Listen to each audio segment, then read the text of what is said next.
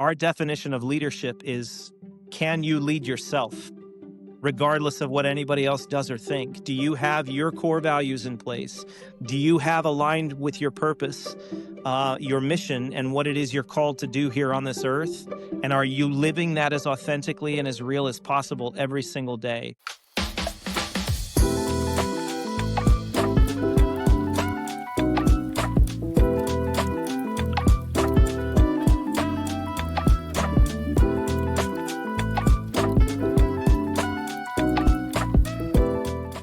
In the coaching and consulting world, everyone talks about success, but few talk about what it really takes to get there. I'm Kevin Holly, and this is Coaches Unplugged. In each episode, you'll learn and hear how top coaches and consultants built their businesses, faced their challenges, and continued to grow both in impact and in mindset. No fluff, no pretense, just real stories, real lessons, and real talk about what it takes to build something that lasts. Today, I'm thrilled to be joined by Mike O'Donnell. He is the Vice President, Executive Coach, and Leadership Consultant for Integrated Leadership Systems, which is ILS for short. Mike focuses on fostering leadership development and enhancing team effectiveness. As a former classroom teacher at the secondary level with over 20 years of speaking and presenting, he has been instrumental in the growth for various companies, churches, and even schools in areas including emotional intelligence, authentic leadership, and even unlocking your creative potential. We are going to unpack his journey today, the wins, the pivots, and the mindset that's driven his success for over 2 decades. All right, so Mike, thanks again for joining. Welcome to the podcast. Please go ahead and share a little bit about your role at ILS and how it kind of fits into the bigger picture at that company. Sure. I have been with ILS for a little over 2 years now. And when I started, I was hired specifically as a consultant and as a coach. And what I found as I got into coaching really quickly was that there was so much of an overlap with what I had done before as a teacher, as far as meeting with people, mentoring people, building into their lives, investing into their lives. And the owner of our company, my boss, Steve Anderson, saw a lot of potential in me and really started to call that out in a really profound way. And as he and I had conversations around that, it became clear that there was more of a role for me in ILS than simply just being a consultant. And when I accepted that reality and just said, yeah, I'd love to see where this goes, here we are 2 years in. And over the summer, he elevated me to a vice president position, which I was grateful for. And I see a lot of development in my teammates in terms of what they're looking for in terms of leadership, how I can help them grow, how I can serve them best. It has really just been a good fit for how we are moving forward as a company. And actually really looking to grow over the next couple of years, that foundation that we have now, the trust that we've built with each other. This is really just an opportunity for me to serve at a greater capacity. Beautiful, beautiful. That sounds really exciting. So you've been there for just a couple years now, but it sounds like you're off running. Yeah. Yeah. Like I said, the doorway opened and I was thankful for Steve's guidance and leadership in that. And also combining that with my experience before, knowing what leadership takes, knowing that it has to be servant mindset focused that way, that we've got to be able to say, if I'm a leader, how do I put others in a position to succeed? How do I make sure that they have what they need to grow forward? And that's really the mindset that I've had my whole life. I'm thankful that I get to do it at the capacity now. And really, since I was named vice president, I've seen a lot of doors open up because of that credibility that goes with that, just that goes with the title, right? People see vice president and they think a different way as opposed to being a consultant. And that's just opened up opportunity for me to express what we do, why we care so much about what we do, and why we care so much about our clients.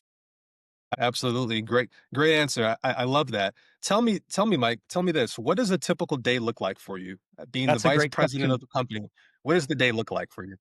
Yeah, what's really cool about what I do is that every day is going to be different. And I'm in control of my schedule. So I really appreciate that we can move from being with a company in terms of spending several hours a day with the leadership team of that company in a group setting, and then from there break down into one-on-one sessions. That could be one day where it's like we spent half the day in a team meeting and we really hashed out a lot of the issues and a lot of the things we've been working on, getting some traction on goals, getting some traction on some of the areas where we need more accountability. And then, like I said, the breakouts after that, where I have one-on-one to really get deeper with people. Some days look like one-on-ones in all kinds of different capacities. We have clients all over the country. So sometimes that means I'm in face to face with them if they're local enough that I can drive to them. It also means that we have a lot of virtual appointments where I'm working with people from Oklahoma or people from Florida, people from even different parts of Ohio that because my schedule's full that day, I may not be able to get there in person. So I've got to schedule a virtual meeting with them. One of the things I love best about what our days look like is that I have a lot of time to research. I've got a lot of time to put my thoughts in order, and I've got a lot of time to examine what's happening in leadership development, what's happening in coaching, what are other people experiencing, and then also that personal development piece. I have to stay sharp with my own level of emotional intelligence, my own level of self awareness, and my own level of growth. One of the things I love about ILS is that our definition of leadership is, can you lead yourself? Regardless of what anybody else does or think? Do you have your core values in place? Do you have aligned with your purpose, your mission, and what it is you're called to do here on this earth? And are you living that as authentically and as real as possible every single day? A lot of people say authenticity. Some people say that's more of a buzzword these days. So I'll come back to the reality of the truth. Am I living the truth of who I am and what I'm called to do in this earth? I have time to really spend where I can create space for that. And I can say, I'm going to carve out the time to really examine what has my last few days been like? What have I learned about myself through these approaches? What have I gained from my clients that have helped me become a better leader? And then what am I going to do moving forward as I try to work on this balance that I preach to other people? Am I taking care of my physical health? Am I taking care of my mental health? Am I taking care of my spiritual health? Am I present with the people that I care about most? And then also, what am I giving to my clients? Am I putting back the things in my own heart that I'm asked to give to them on a daily basis? So that's a little bit in a nutshell where we've got time with groups, time with individuals, time for ourselves, time doing research, and then time like this where I get to talk to other people about what does it look like to do what we do and how do we sharpen each other and how do we grow from that? That's awesome, and that's very, very deep and introspective to think, can you lead yourself? I really like Yep. that question because that is a question that every leader should be asking themselves daily, which is awesome, and kind of leads me into my next question.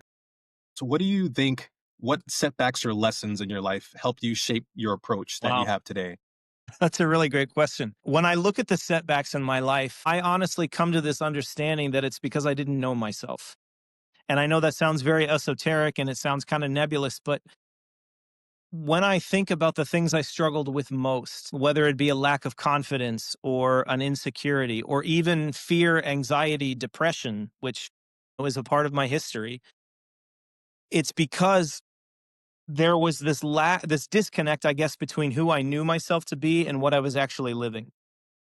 And when you look at, as I was an English teacher, so I go back to the great authors and the great philosophers who've told us along the way with the stories that they tell, this is how you discover who you are. This is how you discover the journey you're supposed to be on. And there's a theme in a lot of what they have said where usually when we experience things like fear and anxiety, when we experience things like depression, there's often a disconnect between what we know deep in our core and what we feel like we're allowed to live out in every given moment.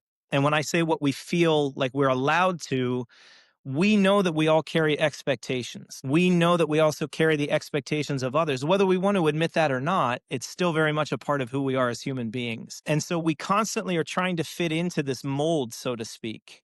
Whether we want to or not, or whether we feel like we're resisting it or not, it's still there. And a lot of times it becomes an examination of how disconnected do I really feel with who I know that I truly am and what it is that I truly want. I came from a pretty clear religious background where desire was often put aside in the sense of like, it's not about what you want. What you want doesn't matter. Who you are doesn't matter. It's all for the sake of serving the greater good. And what I learned through that is that our desires really are very important. And I think based on my own life experience and even a lot of the readings that I've done around scripture and other religious traditions and also human tradition, our desires are inherently good. It's how we align them that either allows us to move forward in truth or gets us into trouble. And so if I'm misaligning my desires to please somebody else or to hide who I really am, or to, in essence, fit some kind of a mold again that I think should be in place, then I'm not really paying that much of attention to what's going on within me. Now, at the same token, I can't just let those desires have free reign.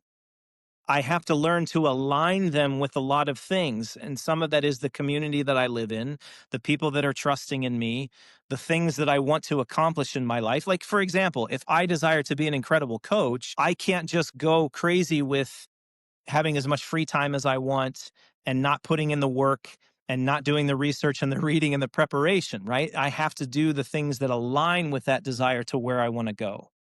So Right. coming back to your question, really the biggest thing that affected me from about 2014 to really about 2018, I was really trapped in a really heavy battle with anxiety and panic disorder, to the point eventually where for about 8 or 9 months, it was really difficult for me to leave my house. That was an incredibly dark season. There was a lot going on. There was a lot that I didn't understand. And instead of trying to fix the symptoms, or instead of trying to just feel better, what I was taught by the people that surrounded me, and I was really blessed to be surrounded by some incredible people, they really started to speak to my heart to say, I think there's more in you, and I think there's more to who you are than what you've been led to believe. And I think you've also tried to hide that in order to fit into these molds. What if you let that breathe a little bit? What if you try to examine that and go a little bit deeper? And that's exactly what I did. I took the time to really examine, why am I having a panic attack? What is my body trying to tell me? Maybe even what is my soul or my spirit trying to say?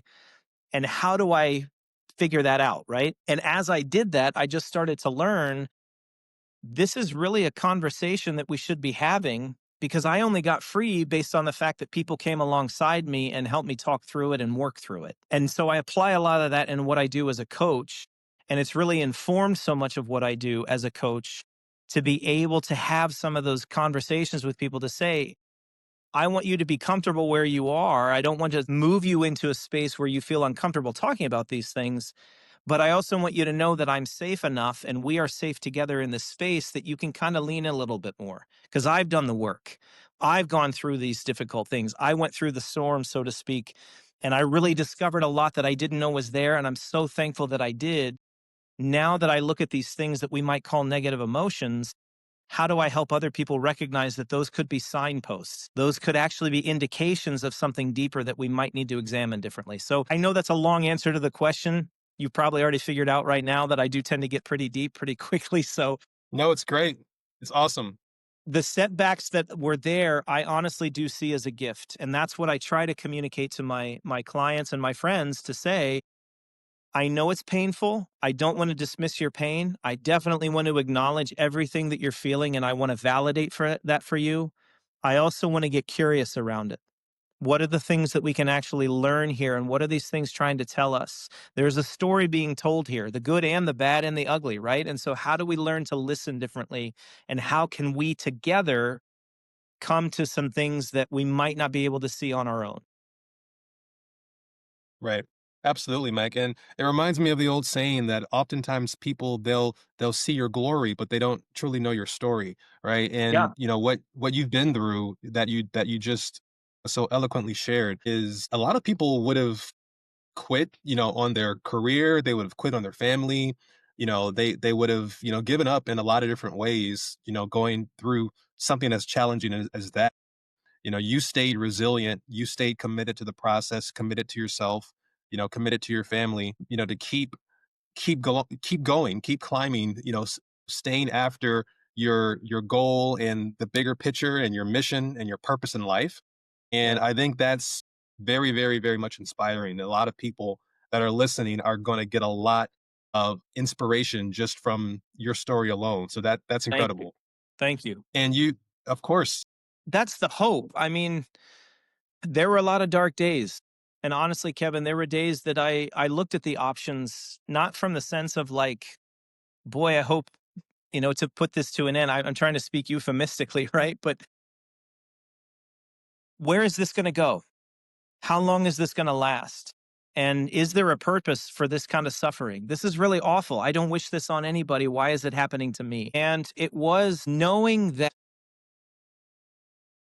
Well, I'm an artist, and that's how I see the world. I should say that when I was teaching, I remember very distinctly that I was preparing for the school year one time, and I just had this thought in my heart, and it resonated so deeply with me to say, what if I looked at everything through that lens of an artist, and what if I stopped hiding that that's who I really am? What if I saw everything as an expression of art and creativity? And I started to realize that we're all creative. We just express it very differently, right? Some of us may be creative with numbers, some of us with organization, some of us with people, some of us with a pen and a piece of paper. But the reality of that is we don't get to create things that are worth expressing unless we have to know what it means to fight for it and to really suffer for it. And I don't say that lightly. And so as I interact with people and they say to me, I'm going through depression or I'm struggling with suicidal thoughts or I have this anxiety I don't know what to do with, my heart really connects with them on a very, very deep level. And I say, I know it's hard right now and I know that you can't see. I'm not going to give you platitudes. I'm not going to throw cliches at you. I'm going to sit with you in this and I'm going to say, what could this be telling us? And how could this be an expression of the art that you were meant to share with the world? Because the story doesn't end here. No story that has ever been inspiring that we really care about as human beings ever stopped when it was darkest. We know that that's the beginning of something greater. So, can we actually sit with this and realize that even there may need to be certain things that we die to metaphorically and spiritually that actually free us to become the thing that this darkness is trying to accomplish with us. So how do I accept it and how do I walk through it in the right ways and realize that it's going to shape something even if it gets broken that ends up more beautiful than it was before it ever got broken in the first place. And I think that's our call as human beings is to walk each other through that process. Absolutely. I couldn't agree with you more. I think that's very noble to think of life in general in such a way that, we are, that's why we're placed here is to help each other and to, continue to grow. Yeah. That's awesome. I do want to shift gears a little bit, and just to talk about the industry that we're in, right? Coaching and consulting. Right now it's very uncertain times in a lot of different ways, right?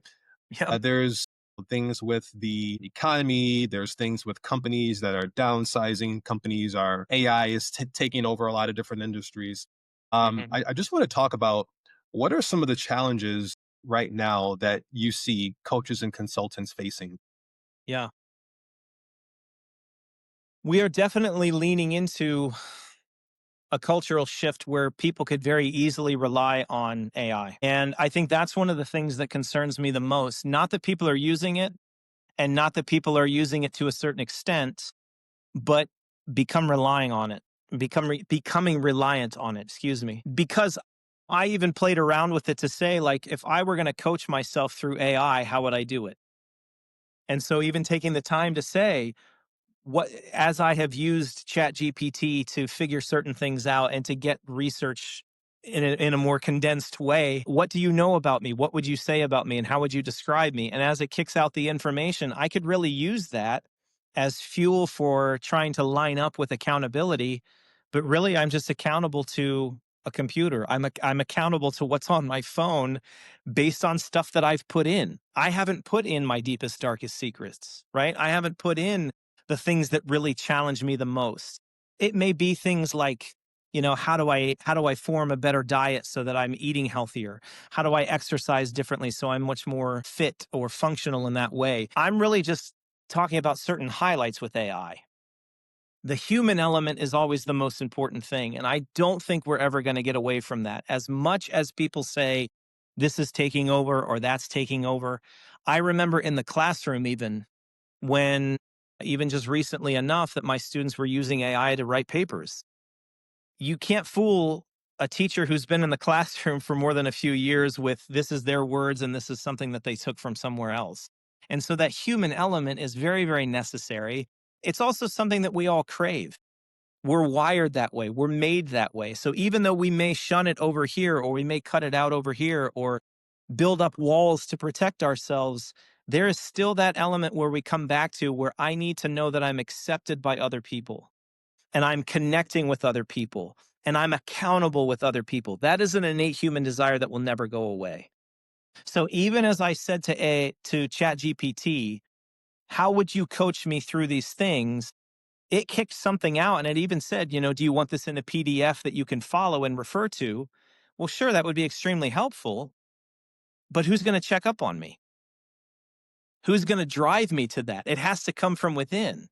And that does to a certain extent, but it's also refined and sharpened and shaped by my relationships with the people around me and whether or not it's benefiting them as well, whether or not I'm living that capacity in order to serve my wife and my kids and my clients and my community. So the trend I see is that yes, people are using it, and even some would say probably too much. But I don't think it's going to be something that people become reliant on because that human heart is missing. I could be wrong, but there's a reason why people still hire us, right? There's a reason why people still hire me to sit across from them and walk through these things, even if they brought something that said, "Hey, I asked GPT," and even some of my clients will say that. I'm asking you about time management, Mike. I went on AI and I used AI to help me figure that out. What do you think about this? Do you think this is going to help me? Is this really what I need? I think this could be helpful. What do you think? Right. So I think that's the thing that really matters the most. I hear you. I hear you. Awesome, awesome viewpoints as far as that's concerned. For ILS specifically in your company, you can speak to your company, you can speak to even your experience as a consultant and as a coach even prior to ILS. But we'll focus on the right now. So mainly what you see on a day-to-day currently. What would you say, Mike, what's working well for you and what's been frustrating? It's a two-part question. What's been working well for you as of late and then what has been frustrating for you? Do you mean in general? Are you asking about specifically as AI fitting into that or just in general? Specifically, so in general, just in your Okay. Okay. industry right now, Yeah. and Oh, okay. particularly with your Okay. company. Sure. What's really going well is the collaboration. We have a really strong core with our team. And the fact that we trust each other the level that we do, that we know each other as well as we do, my teammates know what are my growth edges because we've talked about it. When we start at ILS, we get a 360 assessment. And then we also refer to that as we go so that people know us differently and we're encouraged to have those conversations. We're a unique group of people because we do this because we live it. We love it and we live it and we care. Excuse me. And we care about each other deeply. My colleagues say to me, Mike, we know that sometimes you leave things to chance because you like improv and you don't like to plan ahead because you are so creative and so expressive. How are you mitigating that with the things that you need to plan ahead for? How are you serving your clients well? And how is that also helping you? Ultimately, we care about you. How is that changing your sense of self? And how is that changing how you're growing as a person? So the collaboration is going really well. I think it also helps that we are continuously abreast of what's going on with our clients. And also, how are we doing this as a practice to get better at coaching? I wouldn't say there's necessarily like, here's the cutting edge of coaching and we're on the cutting edge, but it's like, here are the tried and true things, and we're coming back to them and rehearsing them. And we're also developing them to move forward. But also, what are the things that are coming up in your life that you're using to help your clients? And so that's something that's really helping us is just how do we live this day to day and how do we use that to connect with our clients? The biggest challenge for us, and I will say this again and again and again, is marketing. We are all responsible for sales, and some of us aren't wired that way. Some of us are much more wired on, boy, if somebody would set sales up for me, I could really dive into my client relationships better and put all of my energy in that and really thrive. Some of us are very gifted at sales. Also, we are not, I mean, we were hired because we have the gifting to be able to draw the best out in people and to connect with people on a deep emotional level. So for us, when we think about marketing, our best marketing is we've changed lives and people tell other people about the fact that we were able to do that with them. We don't know how to package that in such a way to communicate that so succinctly that we've got the flashy website where it's like, this is clear and concise. And boy, when people see that, they want to hire us right away. It's much more relational and it takes time.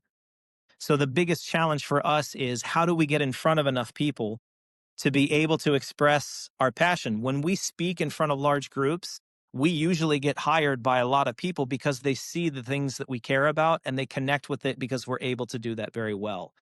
How do we expand that and how do we get in front of more people? That I don't know. That's a challenge for us consistently.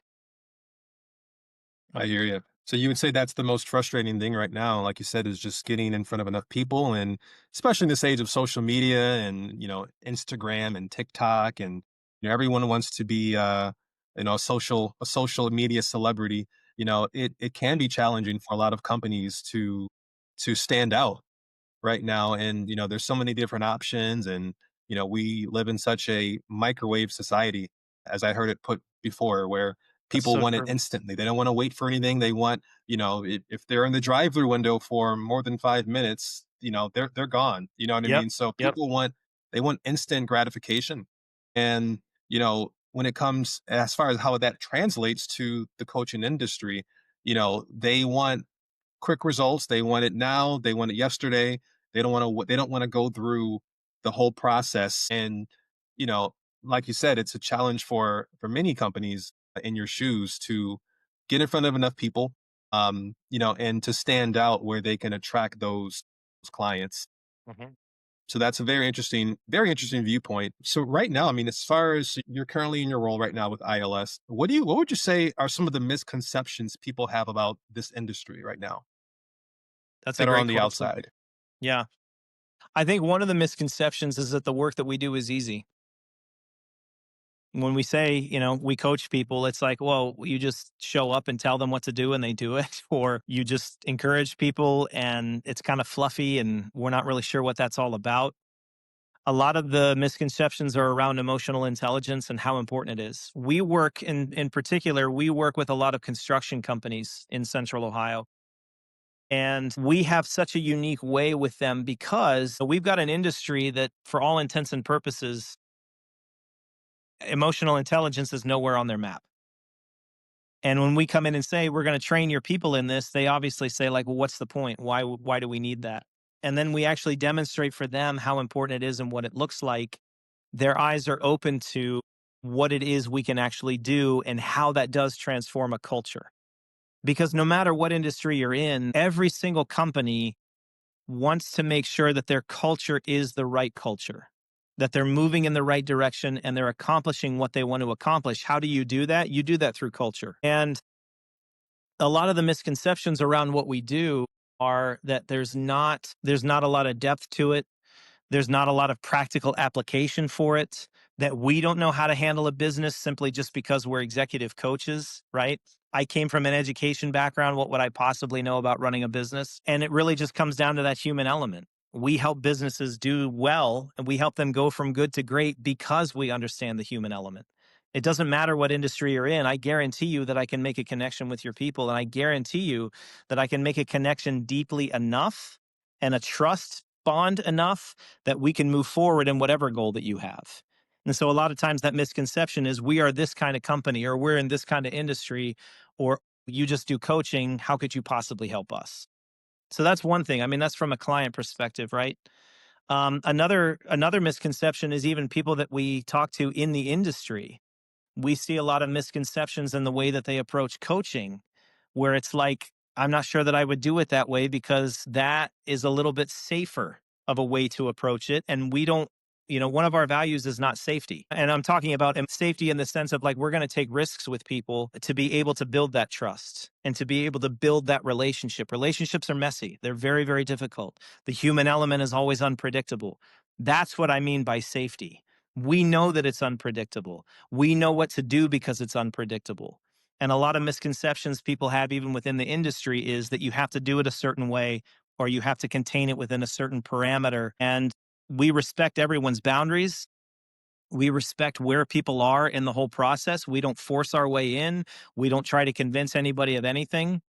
We also come in with an open mind to say, we're okay to get messy. We're going to roll up our sleeves and we're going to do the work right alongside you. So I think those are some of the misconceptions that I've seen that I've understood up to this point. That's awesome, and I think you did an excellent job explaining that for our listeners who are maybe on the outside, or maybe, there's someone who will be listening to this podcast who is looking for what you have to offer. Sure. And maybe Yeah. they Thank you. didn't previously understand all what it entails and the legwork and the whole mindset that goes into what you do every day. So that's really really really awesome. We're Thanks. going to go ahead and I want to shift to our final segment here.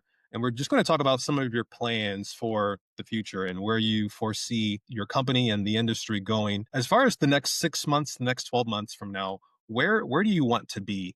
Or where do you see yourself and see your company? That's a great question. We actually have a lot of plans for 2026. And when we line up trainings that we do, we do them usually a year in advance in terms of the scheduling. And so we've got a lot on the schedule for next year that we're very excited about. And I see us having a greater impact in those industries we've already been in. We have a lot of repeat business from those industries and from those companies. I'm excited about what that looks like for those companies, taking them to the next level. Developing the next generation of leaders is something that I really am passionate about. And that's something that I know in the next year, I hope to grow in that capacity, to be able to talk to more businesses about succession planning and the next generation of leaders that are coming through and how to really develop them and how to really support them. I want to see us double our impact in the sense of how many companies we're able to help at a certain time. Truthfully, for the reason that I believe so much in what we're doing, and I've seen the fruit of it so much now that it's like, I can't wait to get out there and do even more. I want to be able to have a greater impact because our mission is so unique in the coaching realm. We always like to say you might actually find a better coach than me, but you won't find anybody who cares about you more than I do. And that's the thing that really sets us apart. Yeah.